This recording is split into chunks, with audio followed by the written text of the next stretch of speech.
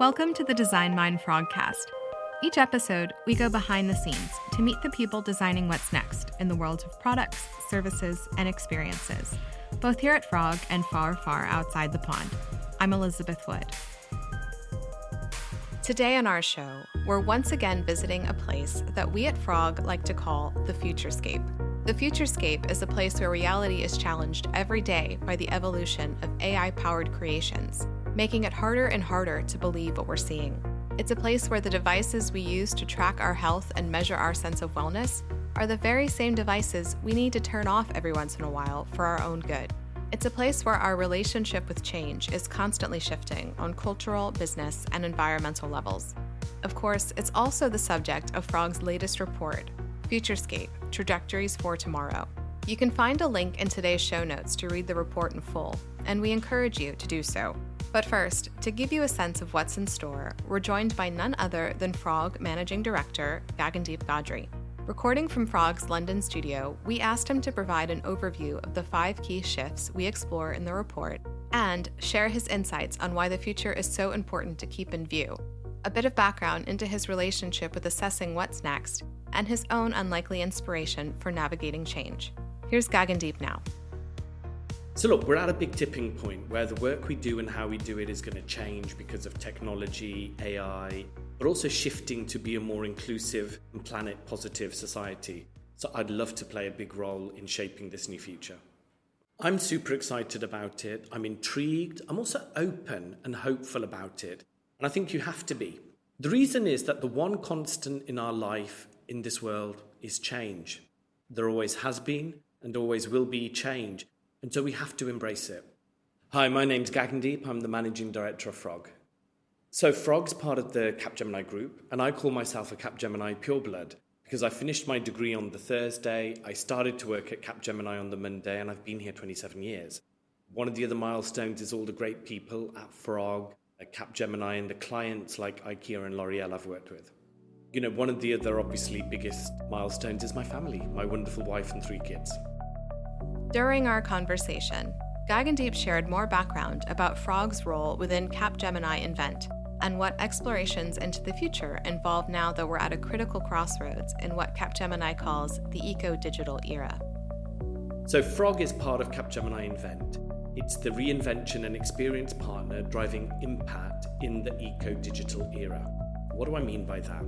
So one, how do we unleash growth through new products, new services and experiences, but then deliver that growth by creating those superior customer experiences? And when we talk about growth, what we mean is how do we deliver outcomes which drive not just economic value, but societal and environmental value as well. And we believe that means driving a dual transition to create a more digital and sustainable world. That's what we call the eco-digital era. You know, you can download the report we've created on the eco-digital era from the Capgemini website, and there'll be a link in this notes as well for the show too. At Frog, we believe strategy is a creative act. You know, strategy is about making choices. A good strategy creates good choices, but a modern strategy generates new ones, making space for radical ideas. And you know, never has this been more important than now to create new choices and take forward radical ideas. How do you make decisions in this new world in the future within a context of rapid change, consumer behavior, environment, societal, economic growth as well? In this report, we've whittled all of that down to 5 shifts that we think will impact life and work moving forward. You know, it's a complex time, so when we look at these shifts, we're looking at them from 2 possible directions, you know, reflecting duality of interpretations and examining the inherent friction underlying today's trends and movements. Throughout, we've included prompts and provocations to help readers decide how they can make their mark going forward. As Gagandeep shares, the Futurescape report intentionally goes beyond annual trends type of thinking. It's not about what's hot in tech, the latest aesthetics or fads, or any kind of limited view of what matters for the next 12 months or so. It's about possible ways our world can be shaped for years to come, and our role as consumers, creatives, and citizens in realizing these visions. Futurescape is how we look at the trajectories for tomorrow. You know, it's Frog's guide to choose the right path forward not just for organisations, but for the whole people and planet as well. This has been a real labour of love, and it showcases the brilliant talent in our team. We came up with a 3-part process. The first one is scanning all of the brains of all of the people that we have around the world in different industries or different functions to understand what trends they see affecting them, not just at work, but how they live their lives. This edition is a collective effort of 12,000 Capgemini Invent consultants, of which Frog is part of that. The second part of this was focus. How do we down select all of that into the most interesting ideas? And we've picked 5 seismic shifts which we see affecting us and are in this report. And the final part, which I'm really excited about now, is activation, right? And that's how do we get people excited about the report, reading it, but also starting a 2-way conversation about what do you think about these shifts? Is there something missing? Is there something you want to add to them? Because the report covers quite a bit of ground with wide-ranging implications, Gagandeep offered some advice for how to approach it and who best stands to benefit from reading it. Well, firstly, I want to say it's an encouragement for everyone to just step back from the day-to-day, to reflect and assess what's out there. What do we need to think about? How do we shape the future? Given that context, we want people to take that provocation forward by challenging their own status quo and turning bold ideas into action. So therefore, it's open to everyone, really, in all levels in an organisation, in the academic world, young people out there who just want to learn more. And most importantly, it is about starting a conversation. We want to hear your responses to Futurescape. Share your ideas on what you think is coming next. And what we'll do in the future is share a selection of those. And you never know, we might have another podcast about the reaction and discussion that this report has generated. So you know what? In today's episode, what I'd love to do is take the opportunity to share with our listeners, to whet their appetite a little bit about the selection of my favourite insights and details and big questions from this report. Hopefully, this will make everyone want to check the report out in full, which it's free to access, and again, a link will be in the show notes. So let's go. The first shift outlined in the report is titled Digital Fictions Bend New Realities. From deep fakes to digital recreations of the ancient past, this shift raises questions about what happens when our sense of reality can come into question at nearly every turn, and how emerging technology might be able to protect us from losing our connection to the past. So, shift number 1, digital fictions bend new realities. So let me give you an overview of this shift. This shift delves into how technology can preserve the wonders of our world that already exist, but also create new forms of wonder that will make us stop and think. Within the shift, we took 2 extreme directions. The first one is protect perspectives. This is all about exploring how embracing next generation technology can be the key to preserving our cultural heritage. The second direction is about suspending all belief. It's looking at how digital clones, chatbots, and avatars are making it harder than ever to believe our eyes. An example of this we see in action is an organisation called the Royal Commission of Alula in Saudi Arabia. They can take virtual guests through the metaverse to explore UNESCO World Heritage Site. So by doing this, it's a good example of protecting a perspective, so using technology to see what the world was like thousands of years ago, but at the same time we can suspend all belief, as you can be sat at home wearing a sophisticated headset which allows you to step into this digitally created world. Within the subdirection of protecting perspectives, one example explored in the Futurescape report is around our cultural connection to language.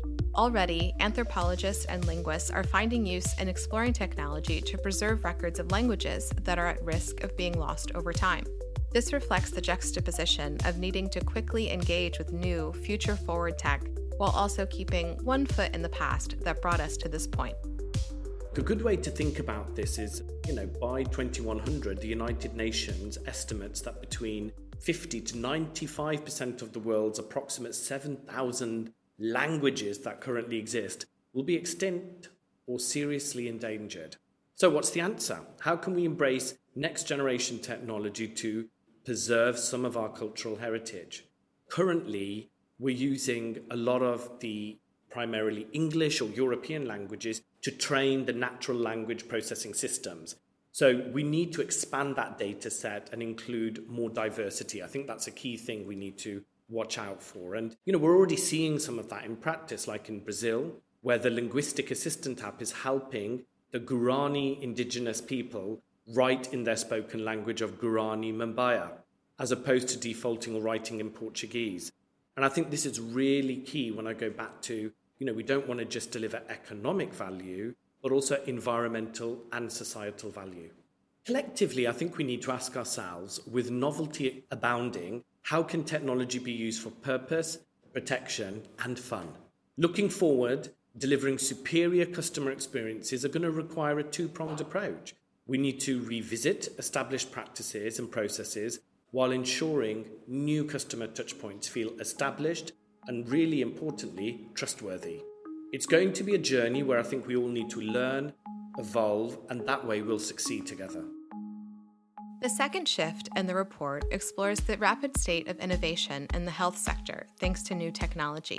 From a higher-than-ever development velocity in the lab to the sheer volume of new medical research being published today. On a personal consumer level, increasingly we use apps to track what we eat, how we sleep, how many steps we take, and everything in between. We are essentially becoming walking data points that promise more insight into how we can improve our overall state of being. Yet, there are also risks to relying too much on devices and digital services for information about our personal wellness. For example, who among us hasn't used Dr. Google to research some ailment and walked away from the experience a bit terrified of possible outcomes before meeting with an actual expert? Here's Gagandeep to share more about the fine line between a sense of magic and the potential madness that comes with deploying new tech in the health and wellness space. So shift number 2 is technology as both cure and condition. So this shift is all about looking at how we're using technology to improve our wellness, but both at speed, but also making sure there's some magic as well. So we've got two shifts that we're looking at, two directions.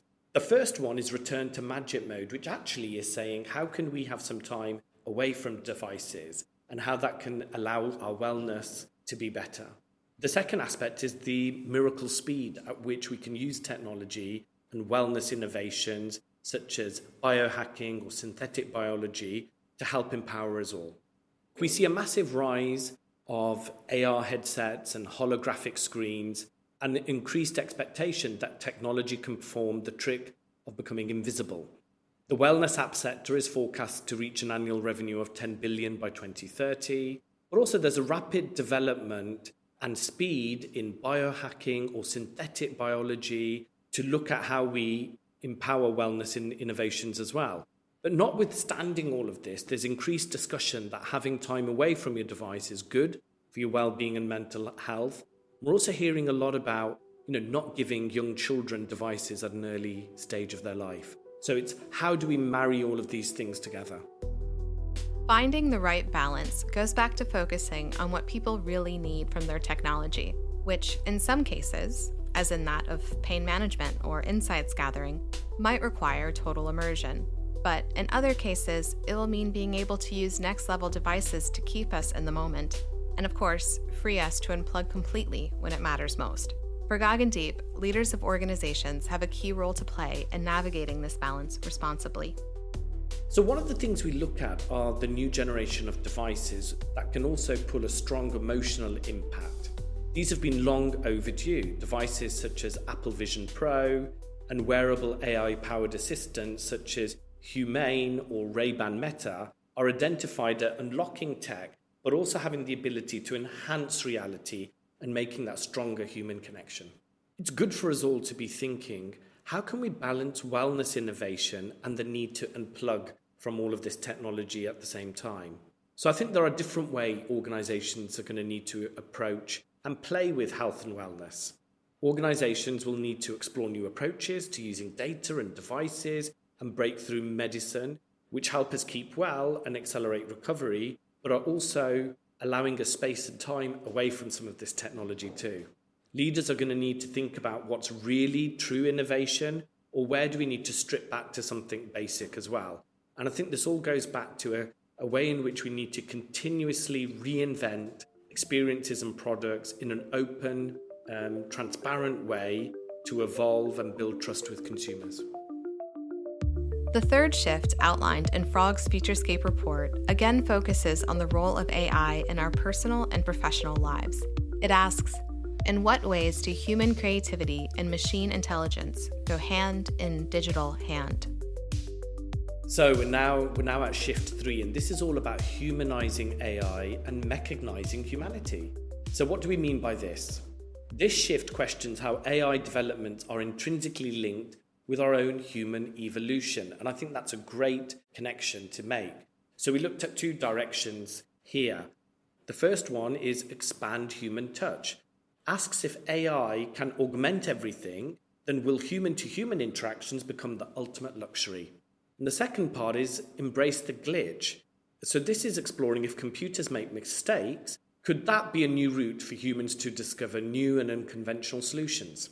So a bit more around this. For decades, there's been promises of artificial intelligence. We've seen it in science fiction. But today, the new AI-powered innovations are really helping humanity write the story of tomorrow in real time. Businesses are increasingly looking at ways responsibly to incorporate this technology into what they do. We recently did some research through our Capgemini Research Institute, where we produced a report on the future of marketing.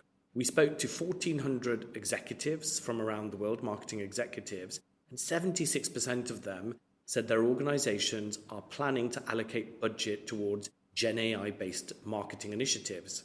But what's really key in this is not just the technology or the data, the underlying ethics behind this, what are the skills they need in the business, but also what's the role of human creativity as well.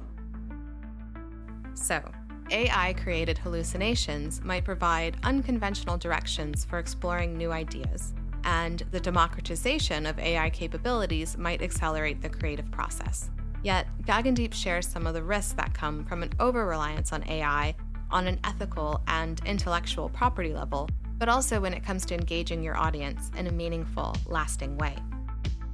So there's a lot of studies, and I was reading a study this morning as well, which is telling us that humans are negatively biased against AI-created art. And one of the reasons for this is a belief that there's a lot of value, intrinsic value, linked to the process of creating art, but also the human experience it took to create it. It's fascinating. So an interesting question then comes is whether and why people might prefer human compared to AI-created art. This could mean that a sense of luxury and exclusivity could be assigned to art and design products that are actually made by human rather than AI. So it's interesting to ponder how human creativity and AI-enabled creativity will work together. For example, is there a role in AI in scaling and personalizing human creativity, whereas maybe the original ideas or creation in the first place is human-based? Of course, no matter how far we are able to advance the tech underlying generative AI, ultimately, the Futurescape report recommends a healthy relationship with the technology that doesn't replace human-first creative processes entirely. It's critical to remember that when we harness the full potential of the technology here, that we don't over-rely on the automation of things, but remember there'll always be a need for human touch. There's a common saying, AI won't take your job, but someone who knows how to use AI might. So I think this speed in this area of change can be quite overwhelming, but those willing to tap into the power and potential of the technology may ultimately feel the value and potential for human evolution to progress alongside it. The fourth shift in the report focuses on global responses to the climate crisis. Over the next 2 decades, the World Health Organization warns that the 3.6 billion people currently living in areas highly susceptible to climate change are likely to see hazards ranging from the spread of disease to a lack of access to clean air, food, and water. With stakes at an all-time high, it's no wonder why it's easy to feel overwhelmed by the potential risks of not curbing our environmental impact. From governmental policy to personal actions, this shift explores new solutions to this ongoing problem affecting us all. Shift 4, emerging solutions to the sustainability imperative. So this shift explores strategies set to lead us to a brighter tomorrow. And within the shift, we explore two directions. The first one, reduce impact or else. It's looking at the new ways regulations will ensure innovative answers to the climate crisis become widely embraced. And the second part is redefine green. Really considers an elevated approach to sustainability is on the horizon, matching the rising cultural value we're all putting to it. So the context behind this, the landscape of sustainability is shifting fast. Behaviours once considered fringe are becoming normalised. We all know about it, but now we want to do it. That's why solutions are really imperative. Climate regulations are reshaping and actually making organisations have to deliver and create sustainable products and services. Within the EU's Corporate Sustainability Reporting Directive, it states that 50,000 companies are now subjected to new climate-focused regulations which they're going to need to deliver against. Of course, top-down governmental policy isn't the only response to the climate crisis. From individual actions to community-wide changes and initiatives from visionary business leaders, Gagandeep shares how we all have a role to play in contributing positively toward climate action. One area ripe for innovation is the growing energy grid decentralization movement. So the viability of off-grid solar and wind energy for small players is dramatically changing the way we're leveraging the technology here. Developing economies in the global south are already leading the way. There's a silent revolution in Johannesburg around this. Another big topic is on consumption. When we're working with organizations or organizations are thinking about new products or services, they need to ask themselves, do we really need this? If we produce this, which ones will we stop producing? Or how can we reuse? You hear a lot about circular economy. We now need to make it real. And this goes back to our belief that we're in this eco-digital era and we need to deliver outcomes that drive economic, environmental, and societal value. So look, it's a real time now for us to ask, are we ready for the new tools and approaches that will support widespread sustainable behaviours? Yes, regulations are coming into effect, but it shouldn't just be regulations. It needs to be a combination with consumers who want this behaviour change and all leaders really understanding from the board level that you have to do this, from product creation, change management, and supporting consumers' changing habits. Finally, the fifth shift in the Futurescape report explores fundamentally just how comfortable we as a people are with the very notion of change and the possible responses we might see in the ways we live, work, and play. The final shift, and this really underpins all of the other ones. It's about our changing relationship with change. So what do we mean? I think we're exploring here the billion-dollar question. How do we deliver in an ever-shifting and increasingly varied cultural landscape? And within this, we looked at two directions. Really interesting one. Is it now time to turn back to tradition? Look at some ways, we used to deliver things in a more simple way.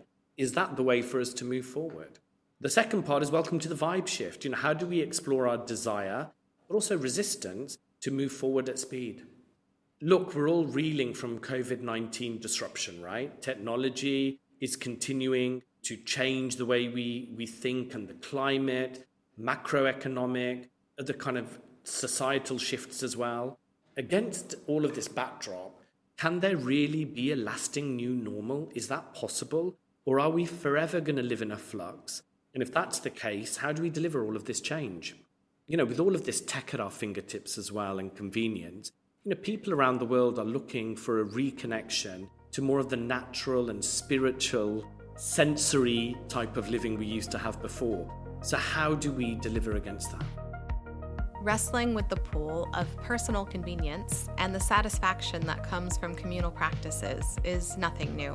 But in a world where delivery is practically instant and ready-made everything is everywhere, Gagandeep shares more about how this tension is playing out in our daily lives. So a really interesting one is about food, and food beyond the individual. We're seeing more and more communities forming shared emphasis on acting responsibly and a rejection of the new. People have meal replacement shakes or ready-made meals, but they're also looking to find a more communal eating practice within their communities, growing their own food, then sharing the food. So again, a really good example of where we're turning back to tradition, but with a vibe shift that's about eating together with the people who live around your community. Now's the time for leaders to really ask themselves how they can deliver valuable offerings in an ever-shifting and increasingly varied cultural landscape. The key to success here is for leaders to get in tune with this changing landscape, maybe be a bit vulnerable and open about this, and showing how they're learning and developing, adjusting to the consumer behaviors and expectations whilst they're ever evolving.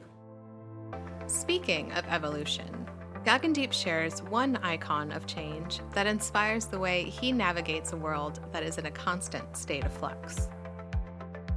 Look, we're bombarded with so much information and inspiration, but an unlikely source for me is Madonna.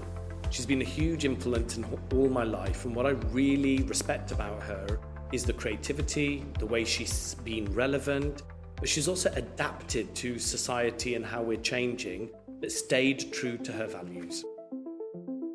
Throughout the process of creating this Futurescape report, from reaching out to 12,000 Capgemini Invent colleagues for inspiration, to stitching themes together to create the narrative, and exploring the visual direction, Gagandeep shares one learning that overrides all the rest. I learned that the collective visions of all of my colleagues is super impressive. Reviewing all of the work, submissions, the way we crafted this report, it's been such a rich journey. And I just want to say thanks again to everyone who's been involved, all of the outstanding ideas that have led to the creation of this report. I really hope all the listeners here will download the report, because I think it's a great way to get some inspiration, provocation, and just some time and space to reflect. And that's our show. The Design Mind Frogcast was brought to you by Frog, a leading global creative consultancy that is part of Capgemini Invent. Check today's show notes for transcripts and more from our conversation. We really want to thank Gagandeep Godry, Managing Director of Frog, for joining us on this episode, as well as for being so involved in shaping this report from start to finish. Futurescape Trajectories for Tomorrow is available in the show notes, and it would not be possible without the thousands of strategists, designers, consultants, technologists, writers, and all-around creative people from across Frog and Capgemini Invent who informed it, as well as the brilliant global team who brought it all together. As Gagandeep mentioned, we'd really love to hear what you think about the report, so feel free to reach out on LinkedIn, X, Instagram, or our website's contact page. We also want to thank you, dear listener. If you like what you heard, tell your friends, rate and review to help others find us, and be sure to follow us wherever you listen to podcasts. Find lots more to think about from our Global Frog team at frog.co/designmind. That's frog.co.